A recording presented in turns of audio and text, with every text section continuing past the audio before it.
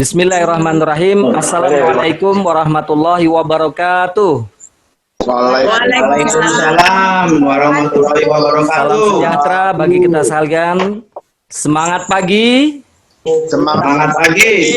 Apa kabar Bapak-bapak, Semangat Ibu-ibu? pagi, Pak Mimin. Kabar baik, sehat selalu. Mas Jos. Alhamdulillah. Alhamdulillah, kita panjatkan kepada Tuhan Yang Maha Esa, yang mana pada malam hari ini kita dapat berjumpa kembali di acara Maximax Virtual Presentation. Dan kami ucapkan selamat datang kepada seluruh peserta yang sudah bergabung pada malam hari ini. Untuk sesi yang pertama, kita akan sama-sama mendapatkan pembelajaran atau edukasi tentang kesehatan, yang hal ini akan disampaikan oleh narasumber kita yang sangat luar biasa, yaitu Bapak Dr. Iskandar Junaidi. Selamat malam Pak Dokter. Selamat malam Pak Aminuddin. Salam sehat selalu. Hari ini khusus kita akan bahas mengenai kanker serviks. Ya, ini kebetulan juga bukunya saya sudah tulis, sudah setahun ini. Baik, Bapak Ibu, kita akan mulai saja, semua hemat waktu. Nah ini, jadi nanti ke depan ini untuk setengah jam atau lebih, kita akan membahas lebih detail sedikit ya tentang kanker serviks. Ini penyakit yang sangat menakutkan, mengerikan bagi para kaum hawa ini. Ya, kanker serviks ini penyebab penyakit yang cukup tinggi di dunia dan di Indonesia. Dan ketika seseorang mengalami penyakit kanker serviks ini atau kanker leher rahim, ini biasanya sangat menyusahkan, menyulitkan. Banyak orang-orang yang masih produktif, masih muda, mengalami penyakit ini dan meninggalkan kita untuk selama-lamanya. Jadi kita perlu cermati ini nih, kanker serviks, ibu-ibu, anak-anak wanita muda, ya ini perlu perhatian serius dengan kanker serviks. Ya. Nah, bapak-bapak juga perlu ini. Nanti kita lihat penyakit apa aja tuh yang apakah bisa nih virus ini juga mengenai mereka para laki-laki. Nanti kita lihat. Jadi Bapak Ibu, kita lihat ya, kanker serviks atau kanker leher rahim ini kanker terbanyak di antara 10 penyakit yang dialami kaum wanita. Jadi cukup sering ini ya untuk wanita-wanita mengalami penyakit ini. Nah, 70% kanker yang menyerang organ reproduksi wanita itu ya kanker serviks memang untuk wanita. Nah, jumlahnya juga terus bertambah ya. Tiap tahun itu ada 400 ribuan mereka yang mengalami kanker serviks. Jumlah penderita baru di Indonesia juga diperkirakan 50 orang dari 100 orang penduduk per tahun. Nah, sebenarnya penyakit kanker serviks ini jika pada stadium dini kita bisa deteksi, ini angka kesembuhannya cukup tinggi, tetapi seringkali para wanita, ibu-ibu, anak-anak perempuan yang mengalami gejala kadang nggak merasakan gejala ini. Jadi ketika datang berobat atau konsultasi ke dokter, pada umumnya stadiumnya sudah lanjut. Ya, banyak kita lihat orang-orang terkenal, para artis itu mengalami hal ini. Nah, kita lihat dari WHO sendiri memperkirakan kejadian kasus yang disebabkan oleh virus virus HPV ini, Human Papilloma Virus, penyebab kanker serviks, itu kasusnya tiap tahun itu selalu meningkat. Satu kasus kanker serviks setiap menit loh Bapak Ibu terjadi, bayangkan ini tinggi ya kasusnya. Nah, ada sekitar 493.000 sekian perempuan didiagnosa terkena kanker serviks. 10 juta kasus tingkat tinggi atau stadium lanjut. Nah, ini satu piramida yang cukup membuat kita harus lebih perhatian terhadap kanker serviks ini. Ya, karena satu kasus baru selalu muncul pada mereka yang rentan mengalaminya. Nah, kita lihat kalau di negara berkembang sendiri seperti apa sih sebenarnya kanker serviks ini.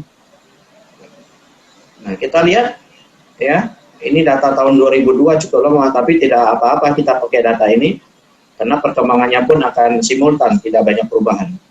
Nah, kita lihat ya, banyak yang bisa mengalami penyakit kanker serviks ini. Kanker serviks penyebab utama kematian karena kanker, Bapak Ibu. Nah, di negara berkembang itu sekitar 13,5% penyebab kematian karena kanker serviks. Itu di negara berkembang sekitar 13,5%, cukup tinggi ya, Bapak Ibu. Nah, itu di negara berkembang. Kalau di Indonesia gimana? Coba kita lihat.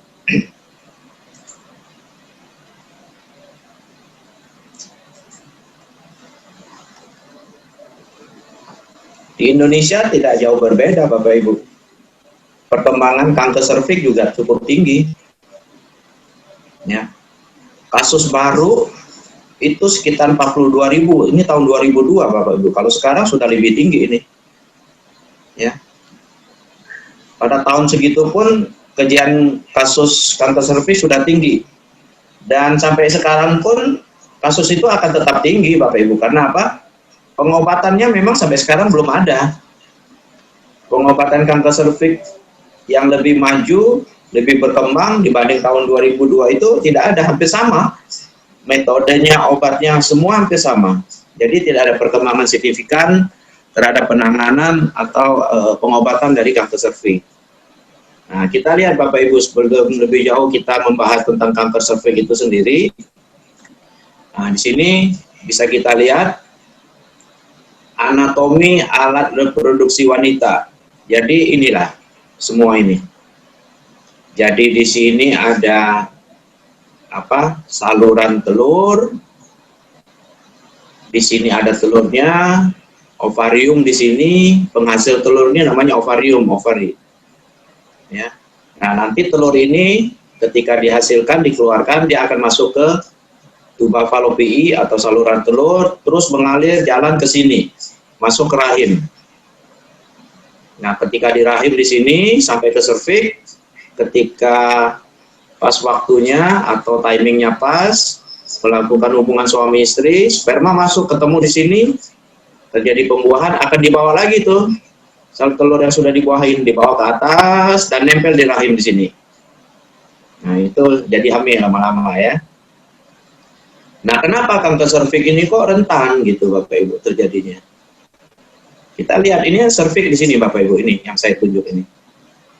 Serviks ini ujung daripada vagina. Jadi ini vagina, kelamin perempuan. Nah, ujungnya ini serviks. Kenapa rentan? Karena ketika terjadi sesuatu apapun yang masuk melalui vagina, entah itu benda asing, cairan atau apapun, kuman, virus, dan yang kerap terjadi kan bersentuhan dengan alat kelamin prianya ketika melakukan hubungan suami istri, di sini ini suka tersentuh. Jadi sel serviks ini memang rawan mengalami gangguan dan perubahan oleh berbagai hal, benda asing ataupun yang dialami oleh sel itu sendiri. Nah, ketika ini kita lihat Bapak Ibu, sel yang normal seperti ini, sel serviks ya, rata. Epitelnya rata. Ketika sudah mulai terjadi perubahan, terjadi sini mulai ada sel yang cacat. Kemudian sel yang rusak ini lambat laun jika tidak diobatin menumpuk menjadi lebih banyak. Dan akhirnya menjadi ganas. Jadi seperti ini. Nah, kalau sudah ganas seperti ini Bapak Ibu. Jadi sel serviks ini jika kita ambil, kita lihat di bawah mikroskop dengan pembesaran 40 atau 100 kali, ya, biasa kalau kita lakukan di laboratorium, ini akan terlihat seperti ini. Ya, ini sel kanker nih, sudah membesar seperti ini.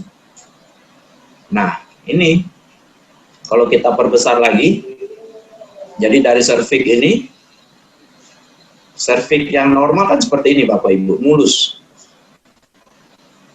Nih, terlihat di sini mulus yang di bawah ini. Kalau sudah terjadi kanker seperti ini. Kalau yang masih mulus seperti ini. Ini serviks kita. Jadi yang serviks ini, ujung ini, jika diperbesar ya ini seperti bentuknya.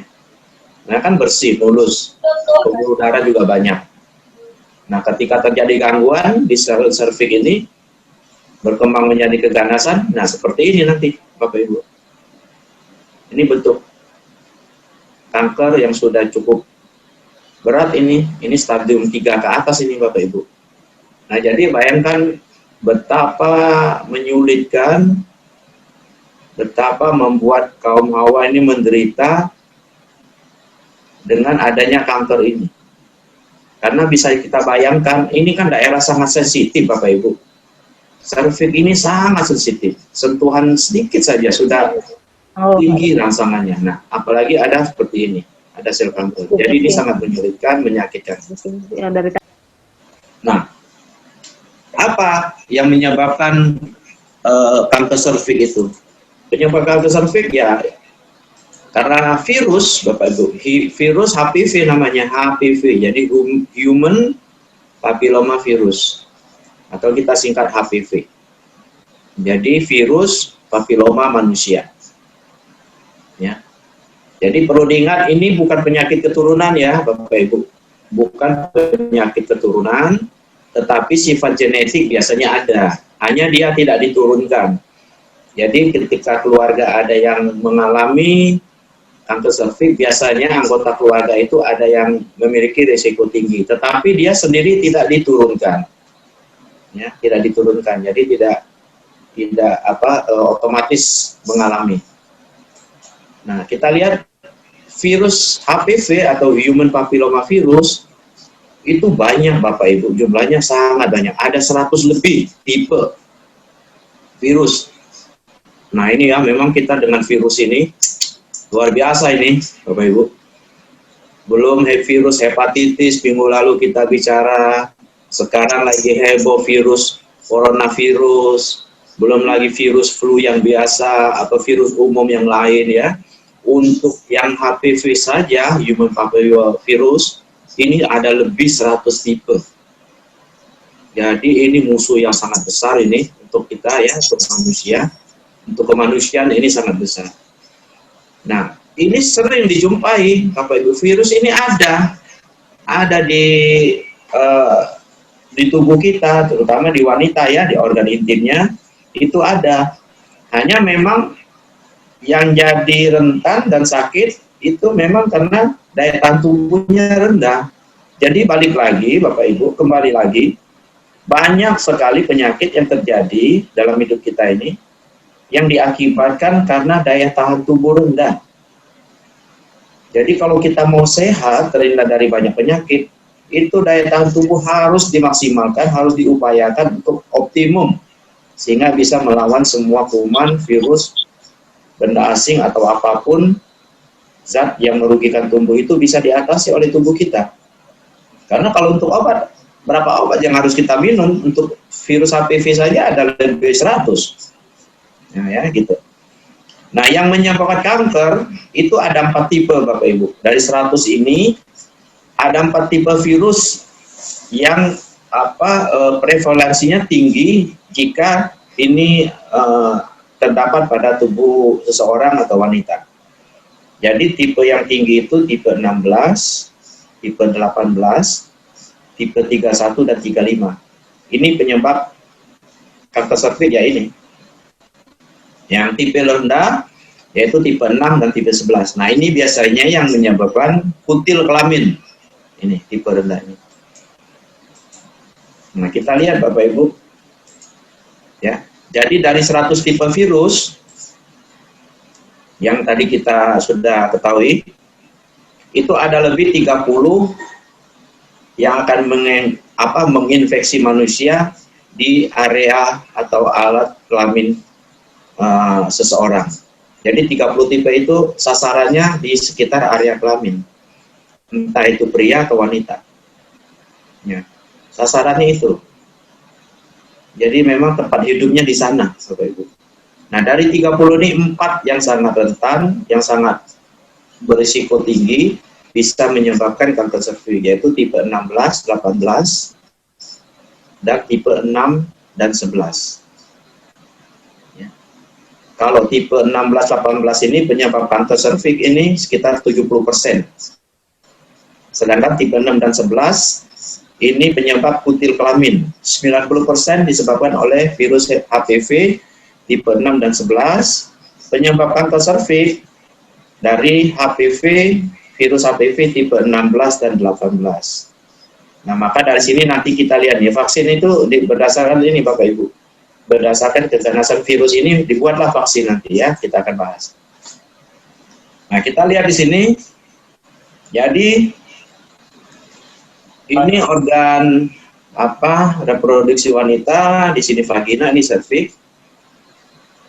Kalau daya tahan tubuh seseorang kuat, dia memiliki antibodi, maka virus itu dicegah Bapak Ibu, tidak akan masuk ke epitel vagina di sini. Ini kan epitelnya. Tidak akan masuk. Nah, tetapi ketika daya tubuh seseorang rendah, virus ini akan masuk dan akan merusak sel di sini, sel epitel, dan lambat laun masuk lebih dalam, berkembang menjadi kanker serviks. Nah, kanker serviks sendiri jika berkembang itu ada stadiumnya Bapak Ibu. Mulai dari stadium 0, 1, 2, 3, dan 4. Nah, ada yang lebih detail lagi, stadium 0, 1A, 1B, 2A, 2B, 3A, 3B, 4A, 4B. Jadi dibagi lagi lebih detail. Nah, ini perkembangannya, ini stadiumnya seperti ini. Ya, jadi yang menjadi stadium 4 itu sebenarnya tidak terlalu tinggi Bapak Ibu, hanya 7%. Yang tinggi itu stadium permulaan, 85%. Nah, makanya ketika kita bisa mengetahui lebih awal gejala kanker serviks atau disebut prakanker, kita adakan penanganan yang memadai dan mungkin juga divaksin. Ini akan mencegah kelanjutan penyakit menjadi kanker serviks yang ganas atau stadium 4. Nah, jadi ini penyebabnya, di virusnya. Kalau daya tahan tubuh rendah, virus akan masuk ke sel kita. Inilah penyebab sel serviks menjadi ganas. Ya, karena dirangsang oleh virus HPV. Nah, perjalanan penyakit kanker rahim ini, Bapak Ibu kita lihat. Jadi untuk menjadi kanker serviks itu di atas 1 tahun Bapak Ibu perlu waktu.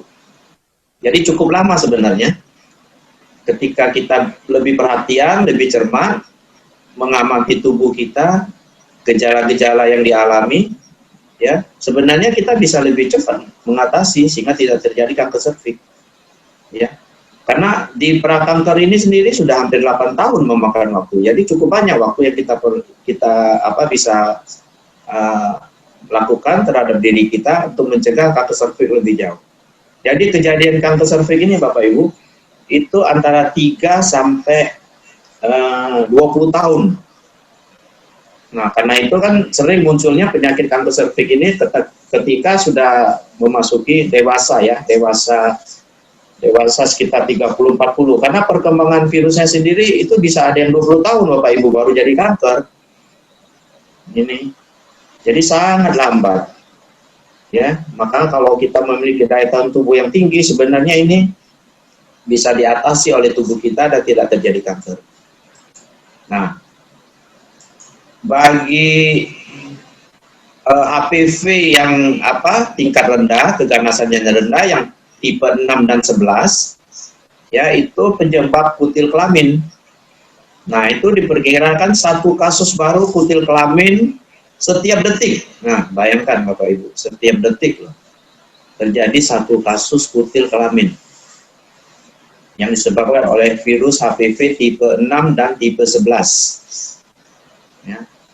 Sebenarnya kutil kelamin ini gampang didiagnosa Bapak Ibu. Ketika dia sudah mulai ada perubahan bentuk di kulit, jadi kulitnya itu ada perubahan kecil, biasanya hitam atau lebih kasar. Nah itu kita sudah harus lebih hati-hati. Itu cepat penanganannya dan bisa sembuh total. Ya, kalau terlambat ya seperti ini, kutilnya jadi besar. Bapak Ibu. Ini jadi besar. Ya, kutil kelamin. Kalau di kita sebut ini penyakitnya, kalau Anda ke dokter dikatakan penyakit kondiloma acuminata. Nah, ini namanya kutil kelamin. Kondiloma acuminata itu artinya kutil kelamin ini bisa mengenai wanita dan pria juga. Pria bisa kena ini. Ya. Nah, kutil kelamin ini kita bisa hilangkan Bapak Ibu. Tetapi kadang-kadang ini tidak hilang sama sekali, dia akan muncul lagi.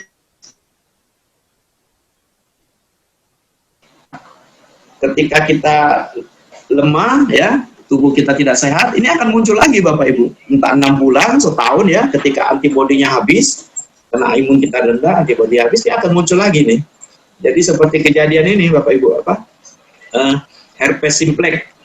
Ya, herpes simplex itu yang sering menyebabkan adanya bula atau benjolan berisi cairan di bibir. Nah, itu herpes simplex. Itu sama. Ketika daya tubuh rendah, dia akan muncul tuh herpes simplex. 6 bulan, setahun, nanti muncul lagi ketika kita lemah atau kurang nutrisi atau capek. Nah, sama ini. Virus HPV juga begitu. Jadi memang kendalinya atau pertolongan kita itu hanya dari imun, Bapak Ibu. Imun tubuh kita itu memang harus kita jaga. Nah, risikonya siapa saja sih yang berisiko? Ini perlu kita tahu Bapak Ibu. Ya, kita perlu tahu siapa saja yang berisiko mengalami kanker serviks ini. Ya, kita lihat di sini. Jadi mereka yang berisiko itu ketika melakukan hubungan senggama umur di bawah 20 tahun Bapak Ibu. Nah, makanya kan dulu program pemerintah kan sudah digencarkan ya Bapak Ibu ya.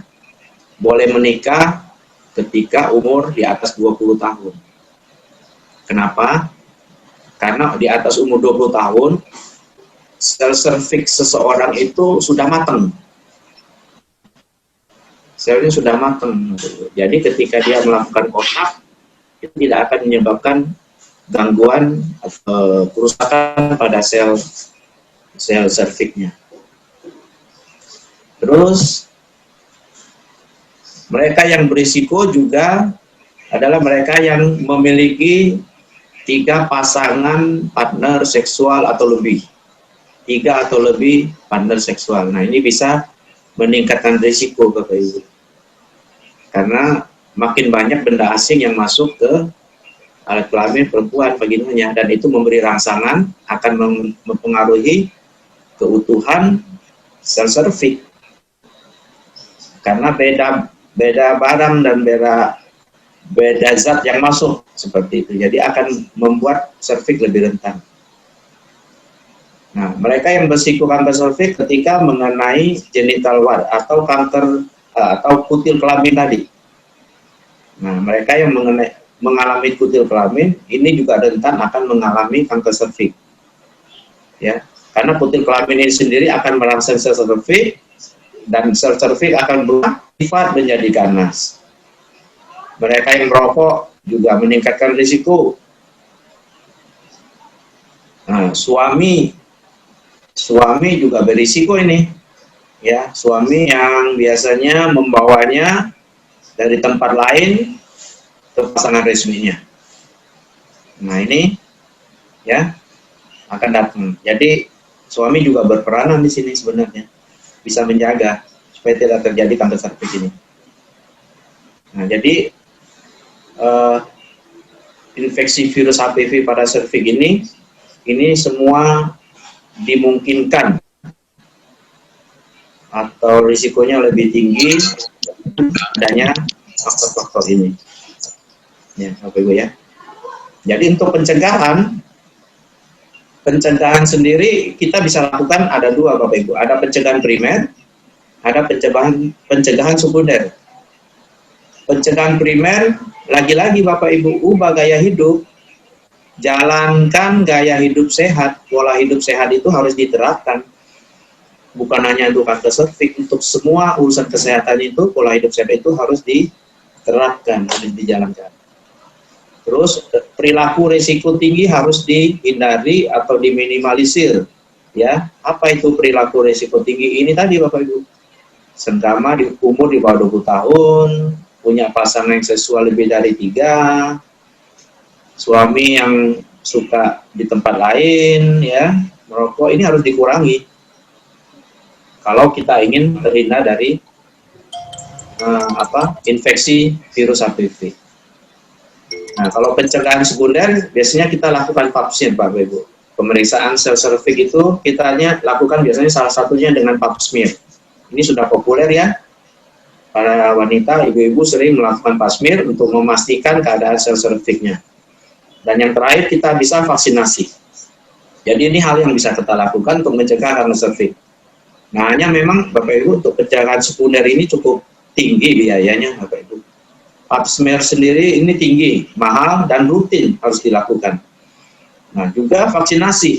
Vaksinasi juga mahal Bapak Ibu. Ini kalau saya vaksin kanker serviks, itu saya beli vaksinnya saja udah hampir 900.000 Bapak Ibu. Satu ampul, satu sekali suntik. Hanya 1 cc itu Bapak Ibu. 1 cc kita suntikkan di lengan atas. Harga obatnya saja 900.000 Bapak Ibu. Vaksin ini. Terus kita mau ke pasien, mau ngambil berapa ini? Ya. Untuk jasa kita berapa? 100.000 saja udah 1 juta. Ini kan berat nih Bapak Ibu, vaksin ini.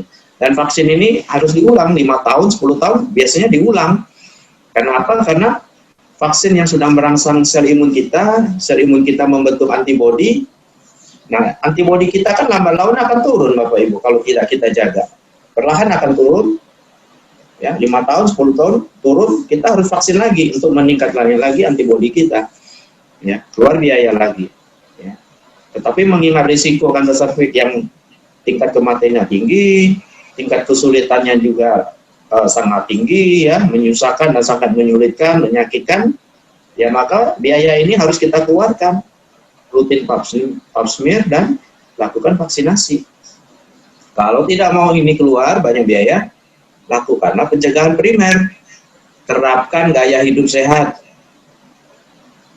Ya, gaya hidup sehat, makanannya, tidur cukup 7-8 jam, olahraga, ada aktivitas, banyak bergerak, kurangi alkohol, kurangi kopi, tidak merokok, kurangi lemak.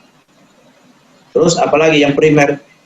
Upayakan hanya mempunyai 1 pasangan seksual. Gitu Bapak Ibu. Upayakan anak-anak kita, anak-anak perempuan kita dinasehati menikah itu umur di atas 21. Itu menghindari semua kemungkinan orang-orang sekitar kita yang kita cintai mengalami kanker serviks. Jadi kalau kita mau sederhana, ya pencegahan primer. Hanya memang ini harus rutin, harus telaten seumur hidup itu. Ini yang bikin orang sering akhirnya menyerah. Ya, menyerah ketika mengalami gejala atau berisiko tinggi baru melakukan vaksin dan vaksinasi dengan biaya tinggi ya Bapak Ibu, dan rutin pula. Nah, jadi kalau kita lihat semua itu sebenarnya kalau ingin kita mencegah kanker serviks, kanker rahim, kita perhatikan ini gejalanya Bapak Ibu. Ini minimal bisa menolong kita, ya, terutama mereka yang mengalami. Cermati dengan baik, ya, apapun yang keluar dari alat kelamin perempuan, dari vaginanya. Adakah perdarahan di situ? Adakah ketika dia melakukan kontak, melakukan hubungan intim suami istri, ada darah yang berlebihan keluar? Ya. Pendarahan yang seperti apa yang perlu kita cermati? Mensnya Bapak Ibu. Kalau ada darah keluar seperti mens, tidak pada jadwalnya atau tidak teratur, itu harus curiga sudah. Harus curiga Bapak Ibu, jangan anggap sepele. Sudah harus curiga, harus periksa cepat. Terus juga terjadi pendarahan vagina walaupun dia sudah menopause, sudah mati head, tapi keluar darah. Nah, ini harus curiga nih, mereka yang perempuan berumur di atas 45 yang sudah menopause, kok tiba-tiba ada pendarahan, ada darah di vagina. Nah, ini harus curiga. Ini bisa kemungkinan darah ini berasal dari cervix yang sudah menjadi kanker, itu sobek, robek, atau pecah sehingga keluar darah. Itu kesana Bapak Ibu. Sambungan gejalanya. Jadi kita harus perhatikan sekali nih ya, kaum ibu, wanita, anak-anak perempuannya yang belum mengerti, diajarin, dikasih tahu, perhatikan dengan teliti, dengan cermat hal ini. Ini sederhana. Ketika kita tahu sedikit, ini bisa dicegah dengan sangat baik dan orang bisa tidak mengalami kanker serviks ya. Kemudian keputihan. Jadi selain darah, keputihan Bapak Ibu. Keputihan yang seperti apa? Kalau keputihan yang normal, ketika mau menstruasi, itu kan cair ya. Cair, warnanya putihnya juga tidak terlalu putih, cair dan tidak berbau ya. Nah, ini keputihan karena kanker serviks, gejala kanker serviks itu putihnya itu seperti susu cair, susu yang pecah, susu busuk itu Bapak Ibu, yang pecah ya, yang tidak rata. Kemudian bau busuk, baunya sangat busuk. Ini dari 1 meter saja bisa tercium ini Bapak Ibu biasanya ya. Kalau kita terima pasien, kalau kita lagi ada pasien begitu, kita terima dari 1 meter, saat dia masuk ruangan udah lain, baunya udah terasa, udah tercium tuh Bapak Ibu. Kita udah bisa tahu nih, wah ini ada gangguan di alat kelamin ini, gitu. Kita sudah mulai nebak kalau ada pasien begitu ya. Kita sudah menyusun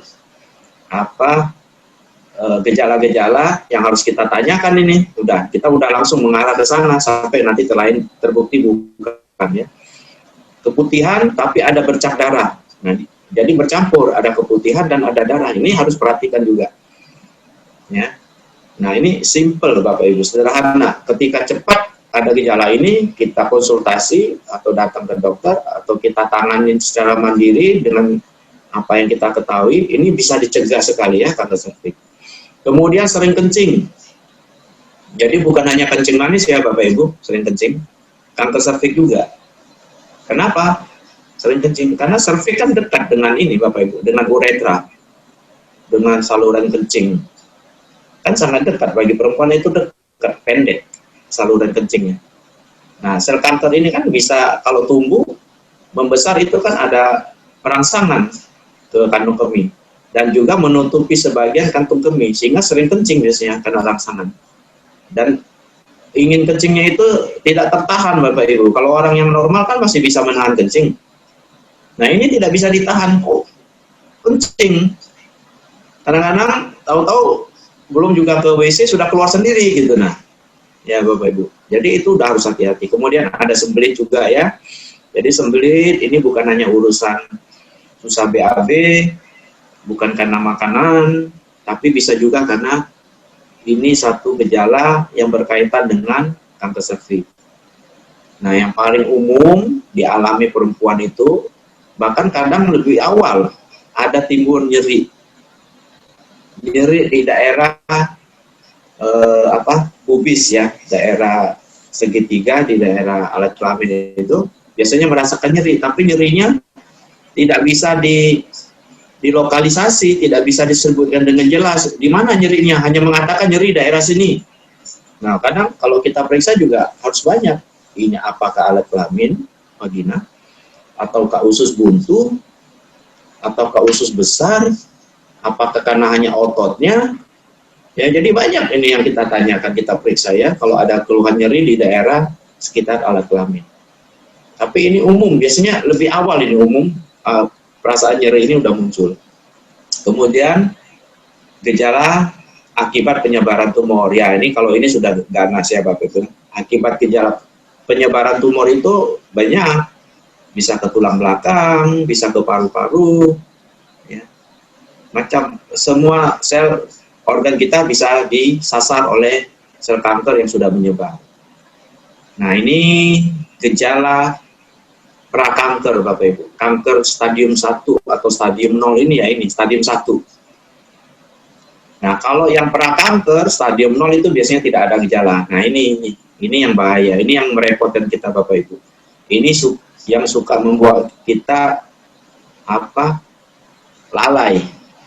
Ya, kadang pasien ke kita pun kita lalai ini Bapak Ibu. Kita sulit, ini tidak ada gejala, bagaimana bisa tahu ini kanker serviks? Bagaimana tahunya? Pap smear tadi Bapak Ibu. Lakukan pemeriksaan pap smear. Itu akan tahu nanti, ya. Kita lihat sini. Jadi penanganan dari kanker serviks itu Bapak Ibu, pertama lakukan pencegahan primer. Ya, terapan gaya hidup sehat ya, seperti tadi pada umumnya kita sudah tahu, hanya perlu dilaksanakan saja. Hanya perlu diterapkan. Kalau tahu rasanya kita semua sudah tahu ya, tuh tidur 7-8 jam, jangan makan lemak berlebihan, ya. Makan makanan sayur buah ditingkatkan, ya seperti itu.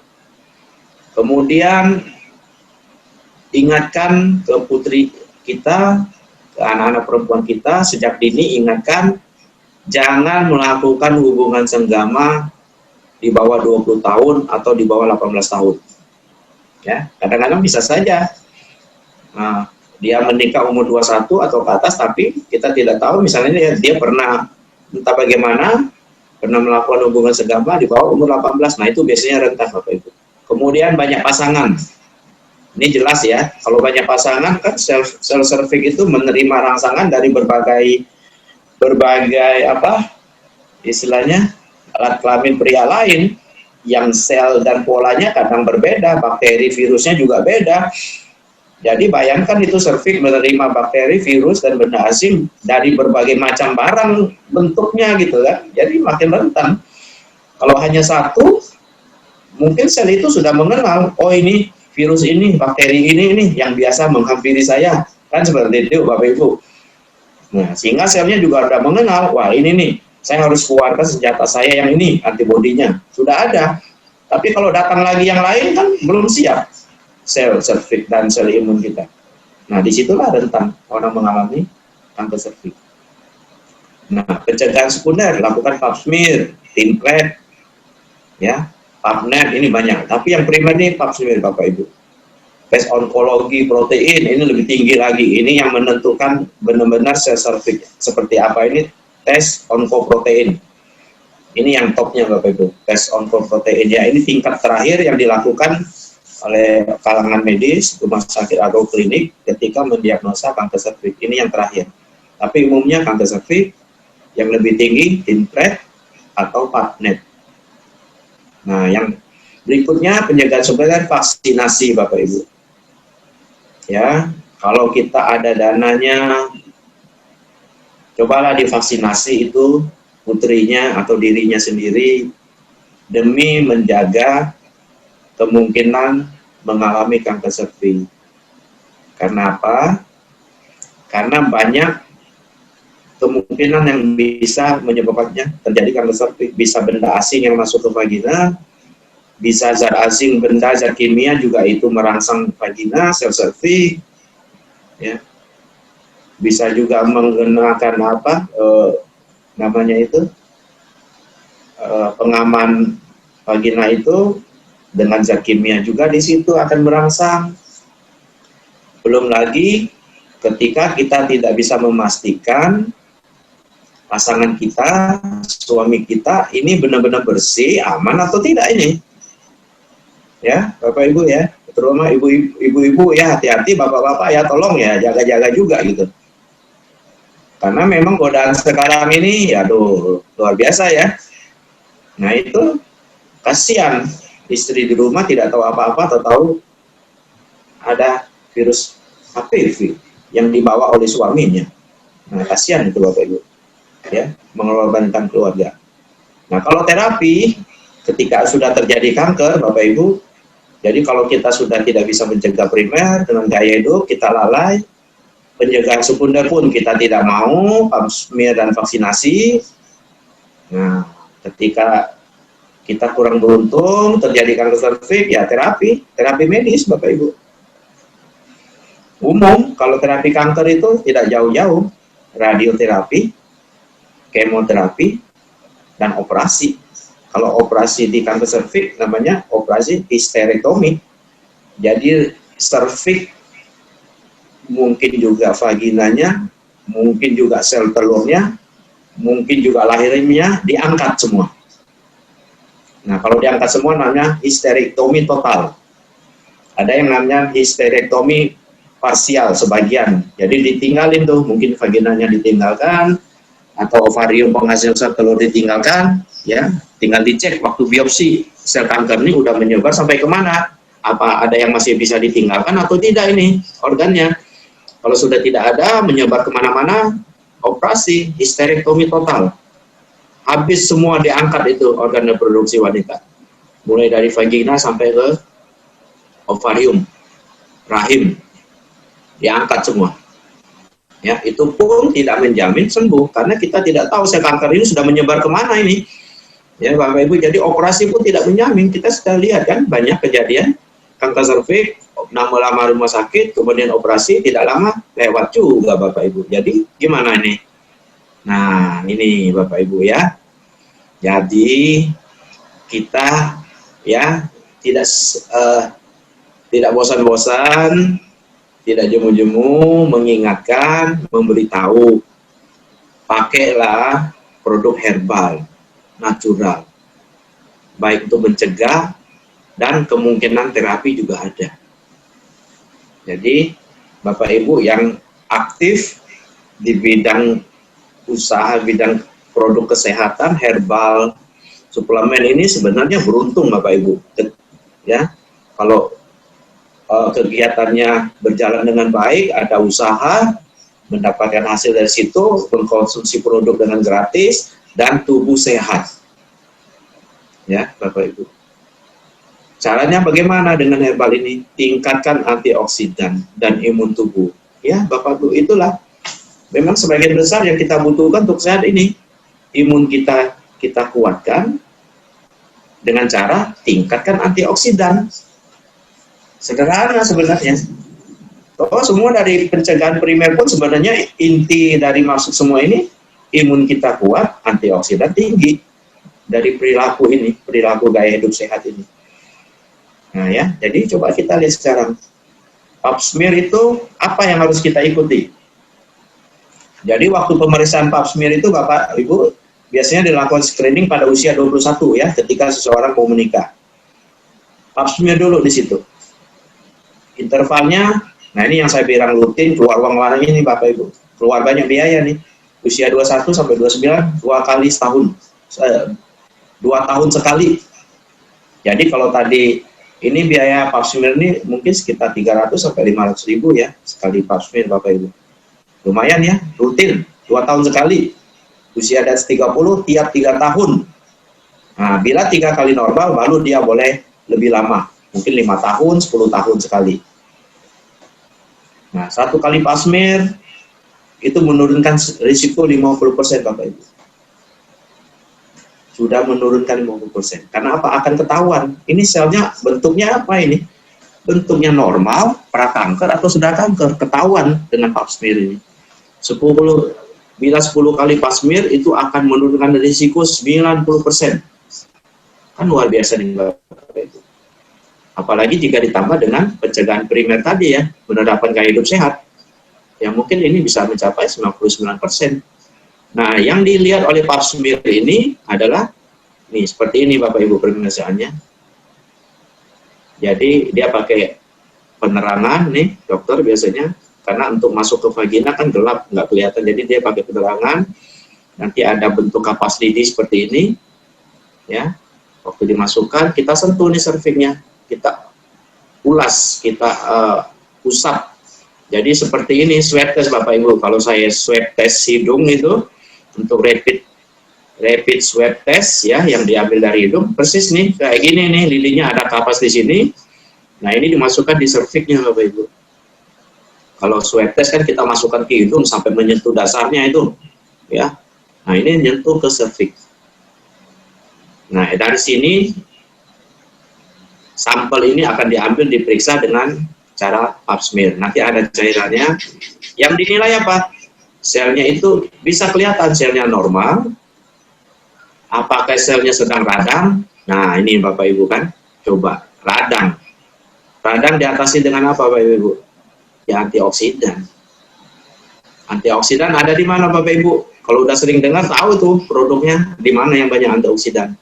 Ya, radang. Jadi kalau di radang sudah bisa dicegah, tidak jadi ini sel displasia. Sel displasia ini sudah mulai kelainan selnya. Sel-sel fiknya sudah nggak normal. Ya, sudah aneh bentuknya, ukurannya, kekentalannya semua udah berubah, udah kelihatan di sini. Displasia kita sebut. Sudah berbeda dari normal. Kalau ini berlanjut jadi kanker Bapak Ibu, ya, jadi kanker. Nah, ini sederhana, sama seperti swab test COVID itu, rapid test, sederhana, cuma ngambil usap di hidung, dites dengan cairan antibody, antigen. Nah, ini sama. Diusap cerviknya, nah, hasil sampelnya dites dengan pap smear. Berapa hari keluar hasilnya, kita bisa lihat ini. Nah, vaksinasi, kalau kita mau mencegah dengan vaksinasi juga bisa Bapak Ibu HPV ini. Ya, ini HPV. Ini saya sering lakukan ini Bapak Ibu vaksinasi. Banyak sekarang ibu-ibu vaksinasi, dia bawa putrinya yang umur belasan itu dia ikut vaksinasi, walaupun biayanya ya 1 jutaan, 1 juta lebih sedikit begitu ya. Mereka mau demi mencegah kanker serviks. Ya, banyak ini ibu-ibu sudah datang vaksinasi. Ya, ada dua vaksin sekarang untuk vaksin HPV, virus HPV. Ya, ada 2 merek dengan kekuatan beda sedikit, harga beda sedikit. Yang lebih murah itu sekitar 700.000 Bapak Ibu ya, lebih rendah sedikit. Yang satu 900.000 tuh. Harga vaksinnya itu Bapak Ibu ya, yang kita beli belum termasuk jasa dokter dan lain-lain. Dengan vaksinasi, ini efektif sekali Bapak Ibu.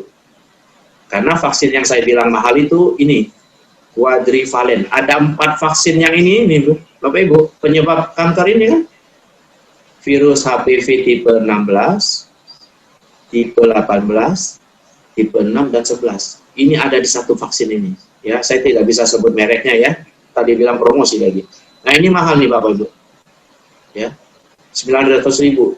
Kalau tidak diskon dari farmasi, ya untung saya punya kenalan dengan apotekernya. Dia sering pakai nama saya, resep saya, sehingga kalau saya dapat order nih, dapat diskon bisa 900.000. Ini saya beli. Nah, ini 4 strain penyebab kanker serviks ini ada di vaksin ini. Nah, ada lagi yang hanya 2. Yang lebih murah tadi saya bilang 700.000. Ini hanya ada virus HPV tipe 16 dan tipe 18. Dia tidak ada yang tipe 6 dan 11 yang bisa menyebabkan kutil kelamin. Nah, ini ya, yang lebih ringan. Jadi pemberiannya itu 3 kali Bapak Ibu. Pertama kali suntik 2 bulan kemudian 6 bulan kemudian, atau kadang-kadang bisa diundur sampai 1 tahun kemudian, ya. Jadi 2, 6 atau 12 bulan. Jadi 3 kali. Nah, ini 3 kali bukan berhenti Bapak Ibu. Nanti setelah 5-10 tahun lakukan lagi 3 kali lagi Bapak Ibu, untuk menjamin antibodinya tetap tinggi, imun tetap kuat. Nah, mahal kan ya Bapak Ibu ya. Kenapa nggak minum produk yang sambil minum menikmati ada hasil sehat, ya? Itu yang kita minum, hitung-hitung biayanya akan sama nih dengan vaksin kalau kita hitung dengan yang kita konsumsi. Nah, yang bivalen periodenya pemberian saat datang pertama 1 bulan dan 6 bulan kemudian, ya, hampir sama. Usia 10 sampai 55 tahun. Nah, ini ibu-ibu yang sekarang menyaksikan, kalau belum vaksin bolehlah vaksin. Untuk menjaga, kita tidak tahu ya apa yang datang di tubuh kita. Zat kimia, pakai pampers yang nggak bersih lah, dari apa buatnya ada zat kimianya, pakai sabun, apa semua kadang masuk ya. Suami juga kita bawa dari mana juga, kemana perginya, kan kita tidak tahu. Ya, cobalah vaksin dan terapkan gaya hidup sehat. Kenapa umur 10 sampai 55? Ini kan masih usia produktif Bapak Ibu. Masa seseorang bisa dikatakan bisa aktif melakukan aktivitas seksual kan di sini. Nah, di atas 55 kan udah malas nih biasanya kan. Kalau 10 adalah orang-orang tertentu entah karena apa suatu hal pernah melakukan kan gitu. Jadi vaksinlah di sini periode ini untuk menjamin kita terhindar dari kanker serviks. Ya. Nah, yang kuadrivalen juga bisa kita vaksin pada pria. Saya vaksin Bapak Ibu waktu ibu-ibunya datang, ya, bawa putrinya, dia juga bawa putranya vaksin. Kalau vaksin pria untuk apa? Ini yang tadi kita lihat Bapak Ibu, kutil kelamin itu untuk mencegah kutil kelamin, kondiloma acuminata. Karena ibunya pintar juga, bijaksana menjaga. Anak laki-laki tahu sendiri ya, Bapak Ibu, umur yang datang itu umur berapa? 30-an gitu kan, biasanya masih aktif ke sana ke sini. Dipaksa kali itu waktu datang vaksin juga gitu kan. Vaksin. Nah, gitu ya. Setelah 3 kali ini biasanya kalau kita rutin tidak bolong, booster sebenarnya tidak perlu. Tapi untuk jaga-jaga boleh juga 5-10 tahun ulangin lagi. Karena kita tidak tahu sekarang lingkungan polusi radikal bebas, oksidan ini kan sudah banyak dan kualitas makanan kita juga kurang bagus. Jadi tidak apa-apa, walaupun di sini bilang tidak perlu, kita 5 tahun, 10 tahun lagi bolehlah sekali lagi lakukan. Ya, kalau umur kita masih di range 10-55 tahun. Terus tetap harus lakukan plasmid. Ya, ini kan antibody Bapak Ibu ya. Antibody kan untuk melawan virus. Apakah benar antibody kita ini sudah efektif, sudah kuat, sudah perkasa menghadapi virus? Kan belum tahu juga nih. Terus antibody yang terbentuk ini udah cukup belum kadarnya untuk menghadapi virus yang banyak itu? Nah, jangan sampai tentara 5 menghadapi musuh 1000 kan mana bisa menang Bapak Ibu ya. Nah, itu seperti itu. Jadi tetap plasmid. Plasmid untuk dilihat. Kalau selnya normal ya sudah selesai, ya kan, aman. Terus vaksin ini juga aman untuk ibu menyusui ya. Tidak apa-apa Ibu. Ya, para wanita tidak masalah. Yang menyusui tetap bisa melakukan vaksinasi ya. Jadi ini langkah kita. Tadi penanganannya pencegahan primer, sekunder, kemudian penanganannya dengan medis, ya, kemoterapi, radioterapi, operasi, dan untuk pencegahan sekunder kita bisa lakukan dengan vaksin salah satunya ya, selain dengan plasmid. Nah, jadi ini ya Bapak Ibu, kita udah tahu ya, lumayan lah ya, cukup detil untuk kita mengetahui, untuk kita bisa berjaga-jaga, mengambil tindakan yang diperlukan seperlunya untuk mencegah diri dan putrinya terhindar dari kanker serviks. Ya, jangan sampai terjadi ya, Bapak Ibu, repot sekali itu ya. Jadi sekarang tadi kanker serviks bisa nggak berguna untuk produk Maximec ini, bisa nggak berperanan pada kasus kanker serviks? Ya, kita lihat nih sekarang. Nah, seperti saya bilang tadi ya, ketiga produk ini ada Maxibus, ada Maxslim, dan ada Maxibio. Maxibus, ya kita lihat di sini ada sedikit antioksidan, ada vitamin ya di Maxibus ini yang bisa mensupport imun kita lebih kuat, mempunyai nutrisi untuk menguatkan dirinya, imun kita kuat kan, ada elemen juga mineral kecil yang juga diperlukan untuk daya tahan tubuh, untuk kekebalan imun kita diperlukan vitamin dan mineral. Dan di sini ada ginseng, maka cordyceps yang utamanya berfungsi melancarkan aliran darah diperlukan juga untuk mengantar zat nutrisi biar sampai ke sel serviks. Ya, sel serviks kalau sudah ada cacat atau prakanker itu kan harus baik aliran darah, sehingga proses penyembuhan dirinya itu bisa berjalan dengan baik. Itu perlu aliran darah yang lancar, yang bisa mengantar semua vitamin, mineral, nutrisi yang diperlukan oleh sel itu. Ya, jadi ada peranannya Bapak Ibu ya. Walaupun tidak utama ya, untuk Maxibus tidak utama untuk mengatasi kanker serviks. Yang berikut Maxibio. Nah, ini Maxibio ini kalau urusan radang, kanker, penyakit pada umumnya ya Bapak Ibu ya. Ini Mexibio ini memang apa? Andalannya ini. Ya, karena di sini ada 5 kandungan utama, ada cereblosum, ada vitamin C, ada glutathione dan jojoba oil. Ini 4 komponen, 4 kandungan zat yang umumnya bersifat antioksidan. Nah, kita lihat tadi proses terjadinya kanker kan ada, sebelum kanker kan ada sel radang. Ya, sel serviksnya radang di situ. Ini sangat bisa membantu ini. Ya, Mexibio untuk mengatasi radang, menguatkan imun, menetralisir radikal bebas. Radikal bebas atau oksidan yang kita tahu melemahkan imun kita, merusak sel seseorang, ya, merusak sel, bahkan bisa merusak gen, kromosom, itu radikal bebas. Ya, kita sudah belajar beberapa waktu lalu.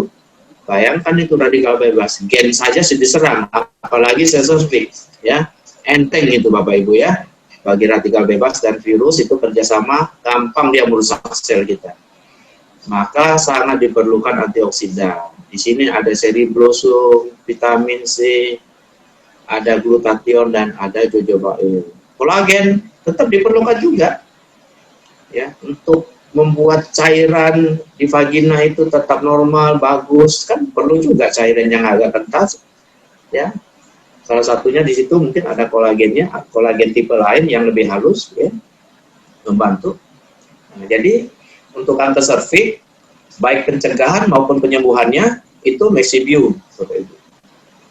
Kalau mencegah ini jelas ya dari awal bisa membantu. Kalau untuk menyembuhkan ketika sudah kanker serviks stadium 2 ke atas, ya bisa, Bapak Ibu ya, bisa dengan diperbaikinya sel karena antioksidan imun tinggi, sel bisa kuat memperbaiki dirinya sekalipun sudah stadium 2. Ya, tapi harus diingat Bapak Ibu, ini kan suplemen bahan alami yang diambil ekstraknya, ya, sehingga mencapai kadar yang diperlukan setara dengan terapi atau pencegahan untuk suatu kondisi.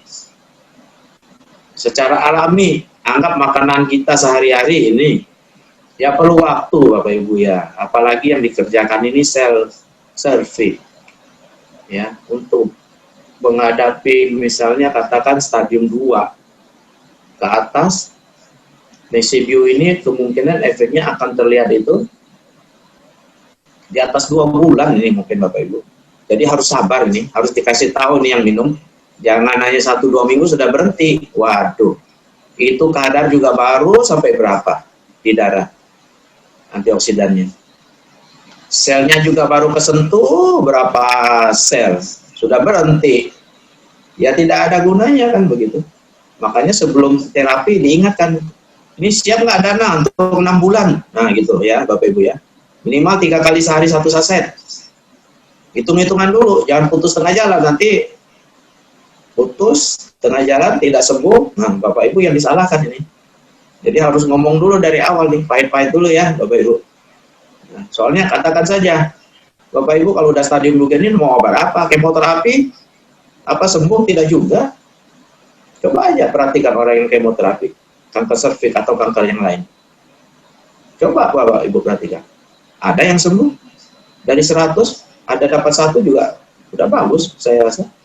Rata-rata sudah masuk rumah sakit, kemoterapi, radioterapi, kadang-kadang operasi, malah tidak lama hilang Bapak Ibu ya, pergi. Lebih baik kita pakai herbal, walaupun agak sakit, mungkin lebih panjang umur ya, tapi harus menghadapi kesulitan itu ya harus sabar, gitu.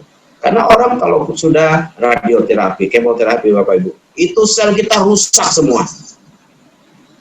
Bukan hanya sel kanker yang rusak, sel yang lain ikut kena rusak. Makanya nanti efek sampingannya apa? Rambutnya rontok, kulitnya kasar, badannya lemes, tidak bisa makan. Jadi malah bikin tubuh lemah ya, kemoterapi, radioterapi. Sel kanker mungkin ada yang mati, Tetapi yang tidak kena atau yang sudah menyebar itu tetap jalan Bapak Ibu. Ya, jadi tetap kita kasih dulu. Nah, kalau Maxlim bisa membantu dari segi pembersihan usus, badan kita dibuat lebih ideal sehingga sel imun kita juga lebih kuat ya. Kalau tubuh kita ideal, itu biasanya sel kita bagus Bapak Ibu, kuat ya. Ini bisa menunjang ketika nutrisi lain diberikan, sel imun itu benar-benar bisa jadi sehat dan kuat jika tubuh ideal. Ya. Tubuh ideal ya Bapak Ibu, kalau ada yang nanya, sederhananya saja seperti ini. Tubuh ideal itu kita ambil dari sini, tinggi badan dikurang 100. Nah itu idealnya Bapak Ibu. Jadi kalau tingginya 160, idealnya berat badannya dikurang 160 kg Bapak Ibu. Kalau mereka umurnya di bawah 30 tahun, idealnya itu 160 dikurang 160 ya Bapak Ibu ya. Berat badannya 60. Kalau mereka di bawah umur 30, dikurangnya lagi 10%. Jadi 10% dari 60, 6 ya. Jadi 60 dikurang 6, 54.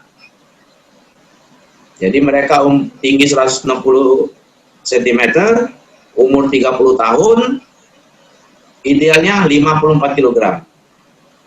Kalau di atas 30 tahun, idealnya ya cukuplah 60 kg ya Bapak Ibu, oke lah.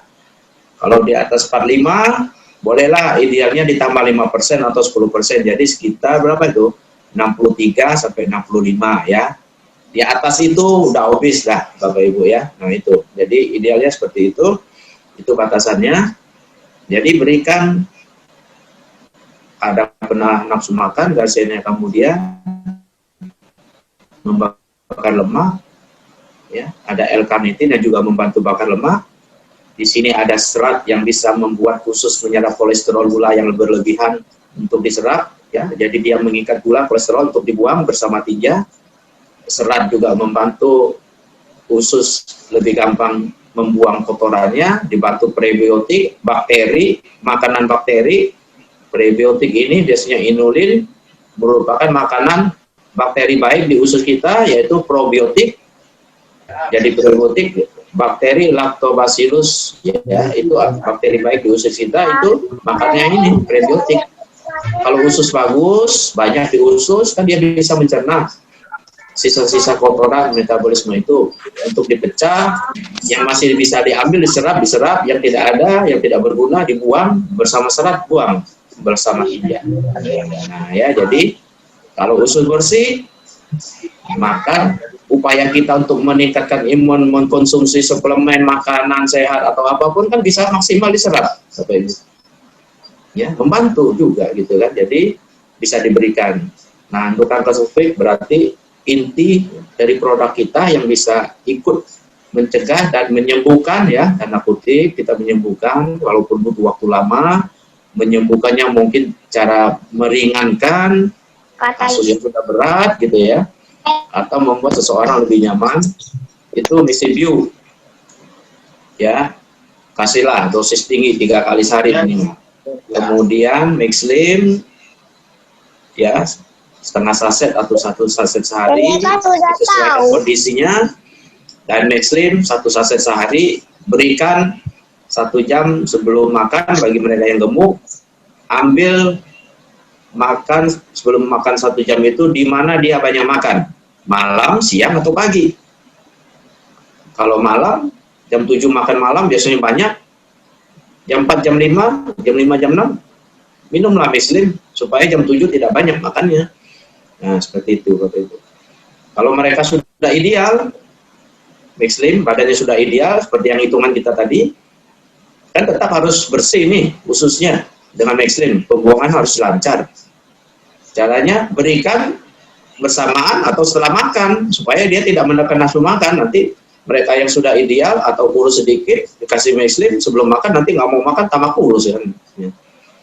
Jadi berikan bersamaan makan atau setelah makan, ya, bagi mereka yang badannya ideal, sudah bagus gitu ya. Nah, seperti itu Bapak Ibu. Jadi saya rasa ketiga produk ini bisa kita pakai, kita gunakan untuk menghadapi kanker cervix, baik mencegah maupun mengobati, ya, tanda kutip ya Bapak Ibu ya.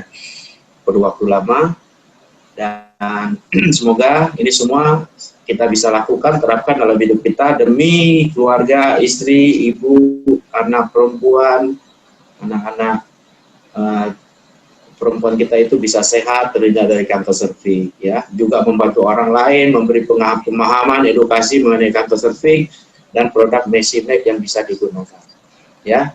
Kalau mau detail Bapak Ibu tentang kanker serviks, boleh nih beli buku ini, ya, bolehlah beli buku saya ini Bapak Ibu.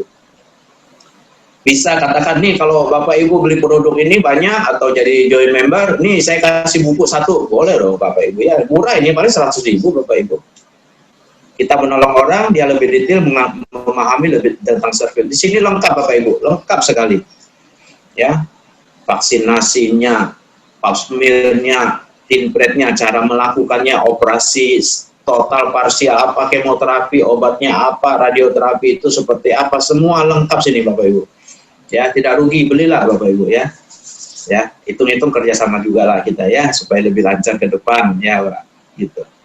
Ya, ini mau detail boleh, beli buku ini, boleh juga berikan pada klien kita untuk merangsang mereka membaca, memahami, dan mengkonsumsi produk kita, ya, gitu. Nah, jadi terakhir Bapak Ibu, khususnya bagi mereka kaum hawa, saatnya peduli dan bertindak, ya. Ini kita sudah ngomong nih, saya sudah ngomong nih Bapak Ibu, ya, sebagai orang medis sudah ngomong, sudah memberi informasi, edukasi, pemberitahuan yang secukupnya untuk kita bisa bertindak. Ya, kalau masih tidak bertindak, ya jangan salahkan siapa-siapa Bapak Ibu. Jadi saatnya peduli dia. Para wanita, kaum hawa, ini saatnya melakukan sesuatu, tekadkan dalam diri. Ya, I will do everything I can to help protect myself and my daughter. Ya, tekadkan dalam diri, saya akan lakukan apapun sebisa saya untuk menolong, melindungi diri saya dan putri saya. Ya, Bapak Ibu, ini penting demi kesehatan organ reproduksi, utamanya serviks, vagina, rahim, ovarium, ya. Bagi para ibu-ibu, para wanita, para putri-putri, ya. Saya rasa dari saya demikian ya Bapak Ibu, kurang lebih mohon maaf. Semoga semua ini bermanfaat untuk kita semua dan kita bisa lebih waspada ke depan untuk kesehatan bersama. Terima kasih atas waktu dan perhatiannya. Selamat pagi dan selamat malam semuanya. Semangat pagi dan semangat malam Pak Dokter. Terima kasih dokter.